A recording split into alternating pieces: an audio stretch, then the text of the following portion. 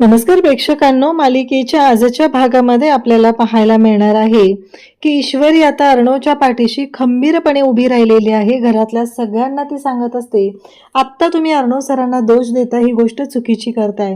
कारण आत्तापर्यंत अर्णव सरांनी कष्ट केलेलं हे जे साम्राज्य उभं केलेलं आहे ते सगळं ऐश्वर्य आपण सगळ्यांनी उपभोगलं आहे. तर आत्ता या प्रसंगात सुद्धा आपण सर्वांनी अर्णव सरांची साथ दिली पाहिजे, त्यांच्या पाठीशी उभं राहिलं पाहिजे असं ईश्वरी सांगत असते. पण इकडे वल्लरी तर चिडलेली असतेच, पण यावेळेस आकाश सुद्धा अर्णवला म्हणतो की दादा, हा निर्णय तुझा होता, तू स्वतः हे सगळं ठरवलेलं होतं, मी फक्त तुझी मदत करत होतो. या निर्णयामध्ये मला तू मध्ये घ्यायचं नाही, कारण हे सगळं तुझ्यामुळे झालेलं आहे असं म्हणत अर्णवला आकाशने सुद्धा दोष दिलेला असतो. आणि तो धक्का जरा अर्णवला जास्तच बसलेला असतो की आजपर्यंत आकाश असं कधीच बोलला नव्हता. पण पार्टीच्या वेळेस अर्णवने आकाशला क्रेडिट दिलं नसल्यामुळं आकाश थोडासा दुःखी झालेला असतो. आणि आजपर्यंत दादा दादा म्हणून राहणारा आकाश आज अर्णवच्या विरोधात बोलायला लागलेला असतो आणि तो धक्का अर्णवला जास्त मोठा बसलेला असतो. त्याचबरोबर इकडे वल्लरीची मात्र नाटकं सुरूच असतात. इकडे ईश्वरी म्हणत असते की अर्णव सर, काहीही झालं तरी मी तुमच्या सोबत आहे. वल्लरी म्हणत असते की बँकवाल्यांचे फोन येऊ लागलेले आहेत, नोटीस येऊ लागलेले आहे, आता काय करायचं आहे ते सांग अर्णव राजे शिर्के. हे सगळं तुझ्यामुळे झालं. म्हणजे इतके दिवस ज्या अर्णवच्या जीवावरती बसून माज करणारी वल्लरी आज अर्णवच्या बाबतीत हे सगळं झालंय तर त्याला दोष देऊन रिकामी असते आणि सगळ्या गोष्टीचा कांगावा करत असते. हे सगळं तू केलंयस, हे सगळं तू केलंय, हे कोण निस्तरणार असं म्हणत अर्णवला ती दोष देत असते. मामा मात्र तिला वारंवार शांत करण्याचा प्रयत्न करत असतात. पण इकडे वल्लरीचा कांगावा आपल्याला माहितीच आहे, ती कशा पद्धतीने बोलत असते आणि कशा पद्धतीने वागत असते. कितीही तिला कोणी कितीही समजवलं तरी काहीच उपयोग झालेला नसतो. तर हे सगळं कशा पद्धतीने होणार आहे, आणखी काय काय गोष्टी होणार आहेत, आकाश अर्णवची साथ देऊ शकेल का, हे आपल्याला पाहायला मिळणार आहे. त्यासाठी व्हिडिओ शेवटपर्यंत पहा. त्याचबरोबर चॅनलवरती नवीन असाल तर चॅनलला नक्की सबस्क्राईब करा. तर इकडे आपल्याला पाहायला मिळतं की आता सगळेजण तिथं आहेत. पार्टी सुरू होती आणि अचानक टीव्हीवरती न्यूज पाहिलेली असते. अर्णवला एक कॉल आलेला असतो आणि त्यावरून अर्णवला कळलेलं असतं की सात्विक फॅशनचे जे कंटेनर होते ते जे जहाज होतं त्या जहाजावरती बॉम्बस्फोट झालेला आहे. आणि त्या बॉम्बस्फोटमध्ये जी पूर्ण केलेली कन्साइनमेंट असते ती कन्साइनमेंट जळून खाक झालेली असते आणि अर्णव राजे शिर्के सात्विक फॅशन हे उद्ध्वस्त झालेलं असतं. ही गोष्ट कळलेली असते. सगळेजण खूप हादरलेले असतात आणि इकडे आता वल्लरीने बोंबलायला सुरुवात केलेली असते. वल्लरी म्हणत असते की सगळं संपलंय, सगळं संपलंय, किती वेळा मी सांगितलं होतं आपल्याला झेपल तेवढंच करायचं आहे. पण ह्या अर्णव राजे शिर्केला स्वतःचा बिझनेस पुढे न्यायचा होता, स्वतःचा बिझनेस इंटरनॅशनल लेवलला घेऊन जायचा होता. आणि आज हे सगळं जे काही झालेलं आहे ते सगळं फक्त आणि फक्त या अर्णव राजे शिर्केमुळे झालेलं आहे. बाकीची लोक तिथं पार्टीला आलेली असतात, या गोष्टीचं सुद्धा भान या वल्लरीला राहिलेलं नसतं. ती मात्र मोठमोठ्याने आरडत असते, ओरडत असते आणि सगळ्यांना मात्र दोष देत असते. म्हणजे सगळा दोष ती अर्णवला देत असते. मामा तिला थांबवण्याचा प्रयत्न करत असतात पण वल्लरीचं तोंड काही केलं बंद नसतं. आता ती म्हणत असते की काय करायचंय बोल अर्णव राजे शिर्के, तुझ्यामुळे उद्ध्वस्त झालोय आम्ही, तुझ्यामुळे रस्त्यावर आलेलो आहे, बेघर झालेलो आहे. मी तुला सांगत होते एवढं मोठं डील नको घेऊ, आपल्याला झेपल तेवढं कर, पण तू ऐकलेलं नाहीये. हे सगळं तू केलेलं आहेस, या सगळ्या गोष्टी तू केलेल्या आहेत आणि आता भोगायला लागणार आहे, ते म्हणजे आम्हाला भोगायला लागणार आहे. तुझ्याबरोबर आम्हीही रस्त्यावर येणार आहोत. खरं तर ही वल्लरी मूर्ख आहे. ती तिथे विसरते का आजी विसरतेत का अंजली विसरते की त्यांनी सगळ्यांनी वल्लरीला जाणीव करून दिली पाहिजे की हे घर अर्णवच आहे, अर्णवने उभं केलेलं आहे. इतकी वर्ष झालं तुला या घरात आम्ही सांभाळत आहे. हे सगळं अर्णवला बोलण्याचा अधिकार तिला नाही, पण कोणी काहीच बोलत नाहीये. त्या वल्लरीचं तोंड चालू असतं आणि सगळेजण मात्र शांतपणे हे सगळं ऐकत असतात. खरं तर या सगळ्या गोष्टी ज्या पद्धतीने घडत असतात ते पाहून धक्का तर बसलेलाच असतो. एवढं सगळं झालेलं असतं आणि मध्येच आता वल्लरीची बाजू घेत नम्रताने तोंड उघडलेलं असतं. नम्रता बोलायला सुरुवात करते की जेजू, खरंच तुम्ही चुकला आहात. तुम्हाला खूप वाटतं नेहमी तुम्हाला सगळ्यातलं सगळं कळतं, पण आज तुम्ही चुकलेले आहात. तेव्हा अर्णव म्हणत असतो की आकाशला विचारा ना की खरंच सगळी कन्साइनमेंट व्यवस्थित झालेली होती, सगळ्या गोष्टी व्यवस्थित झालेल्या होत्या. आकाश म्हणतो की बासा दादा बास, कारण काही झालं तरीही या सगळ्यामध्ये तू मला घ्यायचं नाहीये. मी फक्त ऐकत होतो, तू बोलत होता. ह्यावेळेस मी तुझ्या कुठल्याही निर्णयामध्ये नव्हतो किंवा मी तुला सपोर्ट केलेला नाहीये. फक्त कन्साइनमेंट पूर्ण करायची होती म्हणून मी तुला सपोर्ट केलेला आहे. बाकीचा हा सगळा डिसिजन तुझा होता. तुला वाटत होतं की सात्विक फॅशन पुढे गेला पाहिजे, त्यामुळे तू मला बोलू नकोस. आता तू चुकलेला आहेस, ही गोष्ट तू मान्य कर. असं जेव्हा आकाश म्हणतो तेव्हा मात्र अर्णवच्या पायाखालची जमीन सरकते. अर्णवला कळायचं बंद होतं, हे सगळं काय आहे? आकाश असं कसं बोलू शकतो? आजपर्यंत जो आकाश माझ्या पाठीशी खंबीरपणे उभा राहायचा, तो आकाश हे सगळं बोलून काय झालं हे सगळं? असे प्रश्न अर्णवला पडलेले असतात. कारण अर्णवला एवढं नुकसान झालंय त्याचा धक्का असतोच, पण त्याही पेक्षा आकाशने आपली साथ सोडलेली आहे हा धक्का जास्त मोठा बसलेला असतो. कारण आकाशने स्पष्टपणे सांगितलेलं असतं की मी तुझ्या सोबत नव्हतो. आणि आता मात्र वल्लरी त्याचबरोबर इकडे नम्रता सगळेजण तोंडसुख घेत असतात, कारण अर्णवची चूक झाली. खरं तर अर्णवची चूक झाली, अर्णवची इन्व्हेस्टमेंट होती, अर्णवचा सगळा पैसा होता. यांना कोणालाच बोलण्याचा अधिकार नाहीये. अर्णवचं नुकसान झालंय तर अर्णव बघून घेईल, यांनी यांचा मार्ग स्वीकारला पाहिजे. पण नाही, इथं मात्र सगळे अर्णवला दोष देत असतात. आजी म्हणत असते की चिंटू, हे सगळं काय होऊन बसलं? आजीलाही प्रश्न पडलेला असतो की आता करायचं काय? माझ्या मुलाच्या आयुष्यात एवढं मोठं दुःख आलंय, या सगळ्यातून कसा मार्ग काढायचा? ईश्वरी म्हणत असते की असं काय करताय तुम्ही सगळेजण? कारण इतके दिवस अर्णव सरांनी हे साम्राज्य एकट्याने उभं केलेलं आहे. अर्णव सरांनी हे सगळं उभं केलं आणि त्याच वेळी आपण सगळेजण त्याचं सुख उपभोगत होतो. मग आजच काय झालं? आजच का सगळ्यांना असं वाटतंय की अर्णव सर चुकीचे आहेत किंवा अर्णव सरांकडून चूक झाली? मग अर्णव सरांकडून चूक झाली असली तरीही अर्णव सरांच्या पाठीशी आता आपण खंबीरपणे उभं राहणं गरजेचं आहे, असं इकडे ईश्वरी सगळ्यांना सांगत असते. तेव्हा मात्र वल्लरी त्याचबरोबर मामा सगळेजण तिथं असतात. वल्लरी म्हणत असते तुला काय जाते बोलायला? तेव्हा मामा म्हणत असतात की अरे असं काय करताय तुम्ही सगळेजण?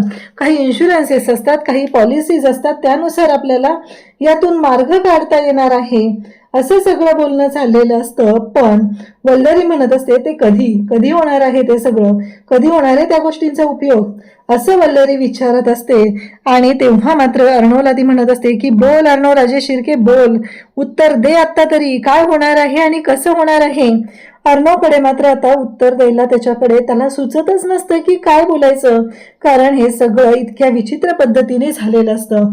तेव्हा वल्लरी म्हणते बरोबर आहे, काय बोलणार तो? त्याच्याकडे उत्तरच नाहीये ना उत्तर द्यायला, तर तो काय उत्तर देईल? बरोबर आहे, कारण हे सगळं घालवलेलं आहे त्याने. तेव्हा नम्रता म्हणत असते म्हणजे आता आपण, तेव्हा वल्लरी म्हणते हो इतक्या वेळ झाला मी काय बोंबलते, आरडून ओरडून कोणाला सांगते? हे सगळं गेलंय, आपण रस्त्यावर आलोत, आपण बेघर झालोत, हीच गोष्ट मी तुम्हाला सगळ्यांना सांगण्याचा प्रयत्न करत आहे, असं म्हणत वल्लरी जोर जोरात ओरडून बोलत असते. तेव्हा मात्र मामा म्हणत असतात की जरा शांत होतीस का? इन्शुरन्स वगैरे आहे, होईल काहीतरी व्यवस्थित सगळं, असं नको विचार करू तू. तेव्हा ती म्हणते विचारा ना त्याला, आहे का काय तसं? तेव्हा अर्णव शांतच असतो. अर्णव पाहत असतो. आकाश म्हणत असतो की त्या गोष्टींना वेळ लागेल, असं आकाश सांगू लागतो. तेव्हा मात्र अर्णवला कळतच नसतं की आता कोणाची बाजू घ्यायची, काय बोलायचं. अर्णव शांतच असतो. तेव्हा ईश्वरी म्हणत असते काळजी करू नका अर्णव सर, मी आहे तुमच्या सोबत, मी बायको म्हणून तुमच्या सोबत आहे, तुमच्या प्रत्येक निर्णयाबरोबर मी तुमच्या सोबत असणार आहे, असं इकडे ईश्वरी अर्णवला सांगत असते. घरातलं कोणी काहीच बोलत नाही, सगळेजण मात्र एकच बोलत असतात, ते म्हणजे अर्णवची चूक झालेली आहे. तेव्हा ईश्वरी म्हणते बास करा सगळेजण, आता त्यांना आधाराची खरी गरज आहे आणि तुम्ही सगळेजण त्यांना ब्लेम करून रिकामे होत आहात. तुम्हाला कोणालाच काही कसं वाटत नाहीये, अशा पद्धतीने कसं बोलू शकता, असं म्हणत ईश्वरी सगळ्यांना गप्प करत असते. तेव्हा मात्र अर्णव ईश्वरीकडे पाहत असतो. अर्णव ईश्वरीला म्हणत असतो की ईश्वरी शांतच असते. आणि मग अर्णव आता तिथून उठून चाललेला असतो. ईश्वरीला माहीत आहे की या सगळ्या गोष्टी खूप चुकीच्या पद्धतीनं चाललेल्या आहेत. या सगळ्यातून मार्ग काढणं वाटतं तेवढी सोपी गोष्ट नाही, पण या सगळ्यातून मार्ग तर काढावा लागणारच आहे असं म्हणत आता ईश्वरी अर्णवच्या पाठीशी खंबीरपणे उभी असते. अर्णव जिना चढून वरती निघालेला असतो. तो कोणाला काहीच बोलत नाहीये, पण जिना चढताना त्याला आकाशचे ते शब्द आठवतात आणि आकाश ते बोललेला असतो ते म्हणजेच की अर्णव म्हणजे दादा तू चुकलेला आहे, याच्यामध्ये तुझी चूक झाली, माझी काहीही चूक नाही असं जेव्हा आकाशने सांगितलेलं असतं तेव्हा मात्र अर्णवला ते शब्द आठवतात आणि अर्णवला प्रश्न पडतो की हे सगळं काय होऊन बसले, या सगळ्या गोष्टी अशा कशा झालेत, कारण माझा आकाशसुद्धा माझ्यासोबत नाही आहे असं म्हणत अर्णव आता स्वतःलाच दोष देऊ लागतो. आणि त्यावेळेस आता इकडे सगळेजण आता बसलेले असतात. त्यावेळेस नम्रता, त्याचबरोबर आकाश, वल्लरी आणि मामा हे सगळे बसलेले असतात. तेव्हा वल्लरी म्हणत असते, बोला ना आता काय झालं, नाही तुम्ही मगाशी मला सांगत होता ना त्यावेळेस ही खूप सपोर्ट करत होता ना त्या अर्णवला, आता बोला आता काय करायचं आहे, काय डोक्यात आहे तुमच्या, कसं काढणार आहे या सगळ्यातून मार्ग असं म्हणत वल्लरी कांगावा करायला सुरुवात करते. मामा मात्र तिला शांत करण्याचा प्रयत्न करत असतात.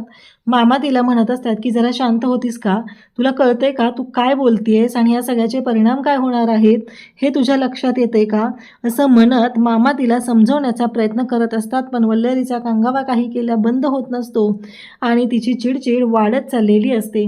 तेव्हा मात्र वल्लरी म्हणत असते की नाही आता सगळं संपलंय. तेव्हा नम्रता म्हणते, म्हणजे आई खरंच आता काहीच होणार नाही आहे का.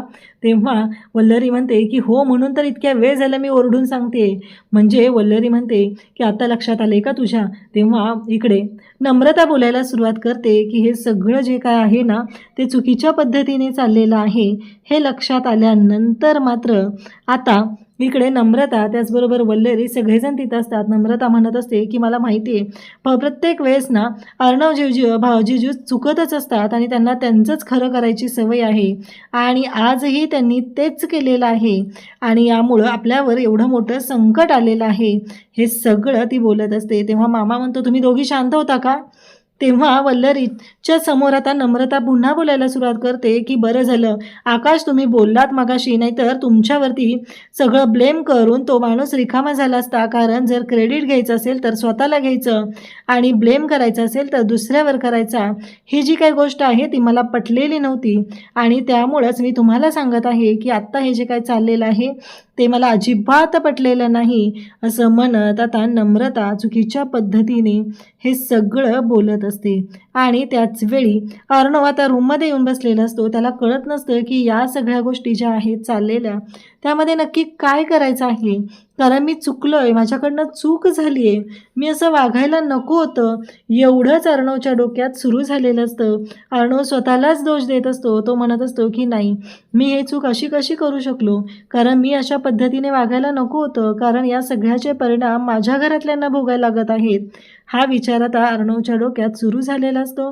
आणि तेव्हा मात्र इकडे अर्णव अगदी रडकुंडीला आलेला असतो, रडवेला झालेला असतो. त्याला कळत नसतं की काय करू आणि कसं करू, या सगळ्यातून कसा मार्ग काढू असं म्हणत अर्णव आता बोलत असतो. तेव्हाच इकडे आता सगळेजण तिथं असतात आणि वल्लरीची मात्र वेगळीच नाटकं सुरू आहेत. वल्लरीच्या डोक्यात एक प्लॅनच वेगळा सुरू आहे, तो म्हणजे तिला काहीही करून अर्णवला आता पूर्णपणे बर्बाद करायची संधी मिळालेली असते. कारण तिला माहिती आहे की अर्णव डिस्टर्ब झाला की मग मात्र सगळं आपल्या मनाप्रमाणे होणार आहे आणि त्याच गोष्टींचा विचार ही वल्लरी करत असते आणि ती म्हणत असते की चला म्हणजे माझ्या आकाशला जर संधी मिळवून द्यायची असेल तर हीच एक गोष्ट आहे, अर्णव उद्ध्वस्त होणं गरजेचं आहे. तेव्हा आकाश उठतो आणि आकाश म्हणतो बरं झालं तरी म्हणलं माझी बायको अजून कशी काही बोलली नाही आहे असं म्हणत तो नम्रताला बोलत असतो. मामा उठतात आणि मामा म्हणतात बास झालं, आत्तापर्यंत खूप झालं आहे वल्लरी, आता बास करा तुम्ही दोघीही. आणि इकडे आकाशला सांगतात की तू उठ आणि त्या नम्रताला घेऊन तुझ्या रूममध्ये जा, कारण या सगळ्यातून मार्ग तर काढावा लागणार आहे, हे तेवढंच खरं असतं. आणि तेव्हा मात्र मामांनी स्पष्टपणे सांगितल्यानंतर आकाश उठतो आणि नम्रताला म्हणतो की चल, कारण काहीही असलं तरीही या सगळ्या गोष्टींमध्ये जे काय घडलेलं आहे त्या गोष्टींचे परिणाम अख्ख्या संपूर्ण कुटुंबाला भोगावे लागत आहेत, हेही तितकंच खरं आहे. आता मात्र इथे सगळेजण डिस्टर्ब झालेले असतात, सगळेजण अगदी टेन्शनमध्ये असतात, कोणाला काहीच लक्षात येत नसतं. आणि तेव्हा मात्र इकडे वल्लरीच्या डोक्यात तिच्याबद्दल गोष्टी चाललेल्या असतात, तिचा स्वार्थ तिला दिसत असतो. आपण रस्त्यावर येऊ नये, आपलं कुटुंब उद्ध्वस्त होऊ नये एवढंच तिच्या डोक्यात चाललेलं असतं आणि त्यामुळं ती त्याच पद्धतीने बोलत असते. इकडे आकाश आता नम्रताला घेऊन रूमकडे निघालेला असतो आणि त्याचवेळी मामासुद्धा तेवढेच चिडलेले असतात. मामा म्हणत असतात की बस झालं, बंद करा हे सगळं. ईश्वरीवरती रूममध्ये येते. अर्णव म्हणत असतो की तू इथे का आलीस, जा तू खाली, आजी आणि त्याचबरोबर बाकीच्या सगळ्यांबरोबर थांब, आजीला सध्या खूप गरज आहे. तेव्हा ईश्वरी म्हणते की हो, पण आत्ता तुम्हाला गरज आहे हे मला माहिती आहे. असं म्हणत ईश्वरी अर्णवसोबत बोलत असते. अर्णव म्हणत असतो की मी चुकलोय. तेव्हा ईश्वरी म्हणते की नाही, तुम्ही चुकलेला नाही आहेत, हे सगळं जे काही झालेलं आहे ते चुकीचं झालेलं आहे, त्यामुळं तुम्ही स्वतःला दोष देऊ नका असं ईश्वरी अर्णवला सांगत असते. यामध्ये तुमची काहीही चूक नाही असं सुद्धा ईश्वरी सांगत असते. पण अर्णवला असं वाटत असतं की नाही, आत्ता ज्या गोष्टी घडलेल्या आहेत त्याला कुठेतरी मी जबाबदार आहे. माझ्यामुळे हे सगळं झाले. आज माझं कुटुंब रस्त्यावर येते ते माझ्यामुळे येते. सगळेजण मला सांगत होते की नाही, हा निर्णय तू घेऊ नकोस, ह्या गोष्टी चुकीच्या पद्धतीने आहेत. कारण एवढी मोठी कन्सायनमेंट घेणं, घर गहाण ठेवणं, सगळे शेअर, सगळ्या गोष्टी त्यांनी आता गहाण ठेवलेल्या आहेत आणि सगळं उद्ध्वस्त झालेलं आहे. ही गोष्ट आता लक्षात आलेली आहे आणि त्यामुळंच इकडे अर्णव आणि ईश्वरी दोघांनाही टेन्शन आलेलं असतं. तेव्हा ईश्वरी म्हणते की हे बघा अर्णव सर, जी काय परिस्थिती आलेली आहे, ज्या काय गोष्टी आलेल्या आहेत, या सगळ्यामध्ये मी तुमच्या सोबत आहे. त्यामुळं तुम्ही जराही विचार करू नका. तुम्हाला आठवा, तुम्ही अर्णवराजे शिर्के आहात. मामा काय म्हणाले माहिती आहे ना, तुम्ही शून्यातनं सगळं उभं केलं आहे. तुम्ही फायटर अर्णवराजे शिर्के आहात. त्यामुळं काहीही झालं तरीही तुम्ही या सगळ्यामध्ये हार मानायची नाही असं इकडे ईश्वरी त्याला सांगत असते. तेव्हा मात्र अर्णव आणि ईश्वरी दोघंही तिथं असतात. ईश्वरी त्याची समजूत घालत आहे. काही झालं तरी मी तुम्हाला हरू देणार नाही, मी तुमच्यासोबत आहे असं म्हणत ईश्वरीने अर्णवला एक नवी उमेद दिलेली आहे. जगण्याबद्दल तिला सांगितलेलं आहे आणि तिच्याशी खूप चांगल्या पद्धतीने ईश्वरी त्याच्याशी खूप चांगल्या पद्धतीने बोलत आहे, त्याला समजून घेत आहे. आणि त्याचबरोबर इकडे आता सगळेजण खाली जमलेले असतात. गोंधळ सुरू झालेला असतो. वल्लरी म्हणत असते, आता बोला, आता काय करायचं, नक्की काय करायचं आहे, तुमच्या सगळ्यांच्या डोक्यात काय आहे असं म्हणत ती बोलत असते. आणि त्याच वेळी इकडे ती म्हणत असते की आता बँकवाल्यांच्या नोटीस येऊ लागलेल्या आहेत आणि तुम्हाला काय वाटतं, तुमच्या डोक्यात काय आहे, तुम्ही कशाबद्दल विचार करताय असं म्हणत ती बोलत आहे. आणि त्याच वेळी इकडे आता मामा म्हणत असतात की शांत बस जरा. तेव्हा आजीला ती म्हणत असते की आता त्याही आज घरात राहतात ना, त्यांनाही कळलं पाहिजे की आपण बेघर होणार आहोत, आता सगळं संपलं आहे. मामा म्हणतात शांत बस, तू आईला काही टेन्शन देऊ नको असं म्हणत असताना सुद्धा या सगळ्या गोष्टी आता समोर येऊ लागलेल्या आहेत. अशाच अपडेटसाठी चॅनलशी कनेक्ट राहा. थँक्यू.